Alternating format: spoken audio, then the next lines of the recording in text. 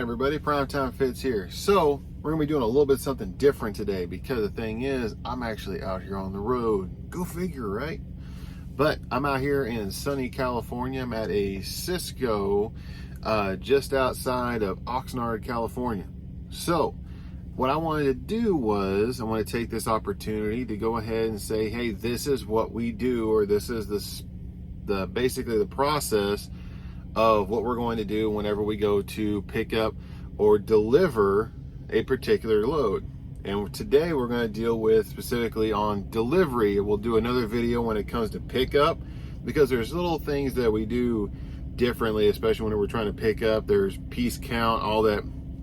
We'll figure it on the next video. But on this one, we're delivering. So on this, we have a number system, the way Prime works. So our O1, you'll hear this a lot. Your O1 is your pickup location. Your O2 can be your second pickup location or your first delivery. Your 90 is your last delivery point. So that's whenever your trailer is going to be empty at the end of it. So right now I am at my 90. So what you want to do is we're going to have that appointment time. You're going to see appointment time whenever it comes across on your phone or on the Qualcomm. It's going to give you a date and it's going to give you a time. Now that time is local time. That is not based on central time. It's not based on mountain time. It is based on the local time of that particular address. You're going to have your address on there as well. So you always want to show up on time. Me personally, I like to show up at least 15 to 30 minutes early, because depending on the shipper or receiver in this case, if you're not checked in, and that means actually not necessarily going through security, like sometimes how it is with Walmart, you may check in at security, but whenever you get actually to the window is whenever they see you as your check-in time. So you want to get here with enough time to go early. That way you don't get that service failure. Number two, you want to make sure you have your bills in hand. Your bills, or your bills of lading, is what is actually in that truck, along with PO numbers, seal numbers, everything that's on there. You want to make sure you're taking that in there so that they can actually make sure that they know it's the right load. They're knowing that this product is showing up. So you want to make sure that all your POs, everything, are good to go.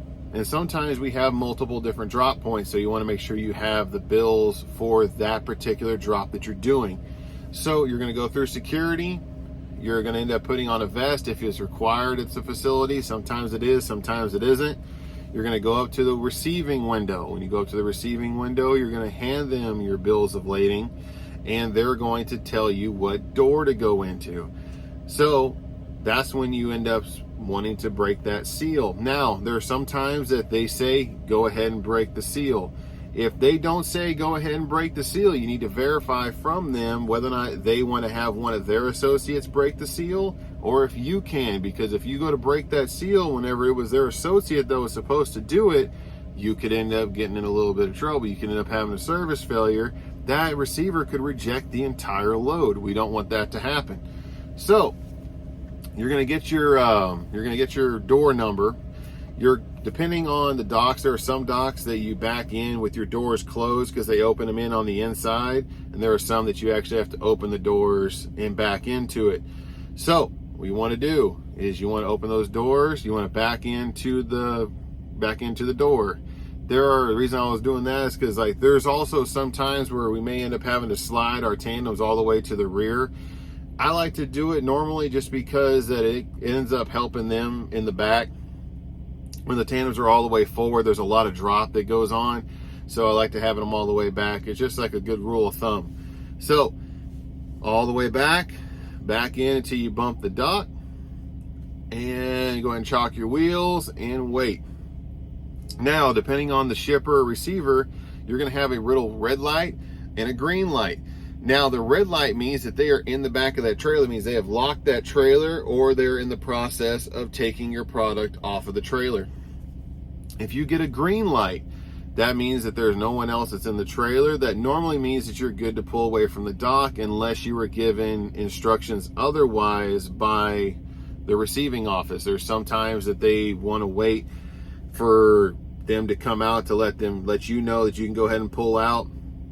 It just varies on which location you're going to. So you want to sit there, you want to wait. Sometimes you could be waiting a little while. That's why it's good to, you know, have your little, I got video games, I got TV. There's sometimes you're going to have to wait. It's just the nature of the job. So there's sometimes what you're going to get is called a lumper fee. Now everybody's like, what are lumpers? Lumpers are the people that are hired by the receiver to actually go in there and to take your product off of their trailer. That way you don't have to end up touching it to pull it off. Now, you go back there, or they go ahead, they take it off. Now they're going to have a lumper fee. Now, obviously with a company driver, lumper fees are covered through Prime. They're going to give you a lumper fee. So that lumper fee, you're going to find out what the amount is. You're going to go in, you're going to request the advance through Prime. Prime's going to send you the money. You're going to end up writing a com check. When you go to write that com check, you're going to have, it's just like writing a check. I know there's sometimes people haven't written the check. It's really self-explanatory. You're going to activate that check and you're going to give it to the receiver whenever they're ready for you to give it to them. So now you get the call, say, hey, you're empty. Great.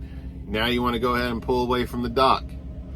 You want to verify, you're going to get your bills. Their bills are going to say what's going on, what you actually have, or what they took off, and it needs to match. It needs to make sure there's no overage, make sure there's no shortage, everything like that, make sure there's no claims.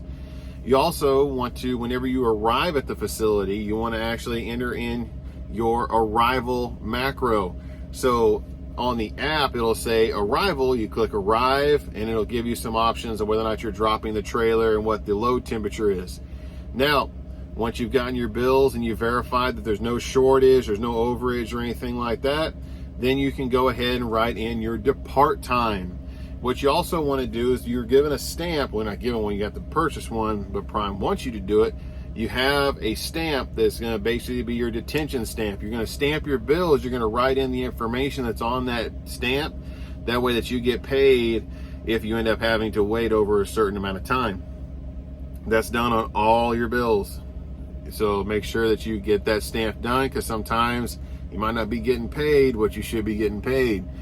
So once you got all that done, what you're going to do is you're going to enter your depart receiver macro. Your depart receiver macro is also on your app, is also on the Qualcomm. It's going to say depart receiver. When you go to depart receiver, you're going to, self-explanatory, you're going to enter in all that information and go ahead and click send. That's whenever you're good to go. Once you do that, you're going to have all your paperwork along with your trip sheet and all your receipts from your load. You want to make sure that you write everything down according to how the trip sheet is, and then you're going to go ahead and scan it in. You can scan it in through your phone, through the Prime mobile app. You want to scan in all those bills, that way that you end up getting paid for that load. So once all that's done, we want to go get a washout, because the thing is, we want to make sure the back of that trailer is clean. You know, especially whenever you're picking up produce, that back of that trailer has to be pristine, and a lot of locations require you to actually be clean whenever you go in there. There are some locations that don't. Those are a lot of the meat processing places, because per USDA, they have to have a washout on site in order to clean the trailers before they load the product, but that's on a whole nother issue.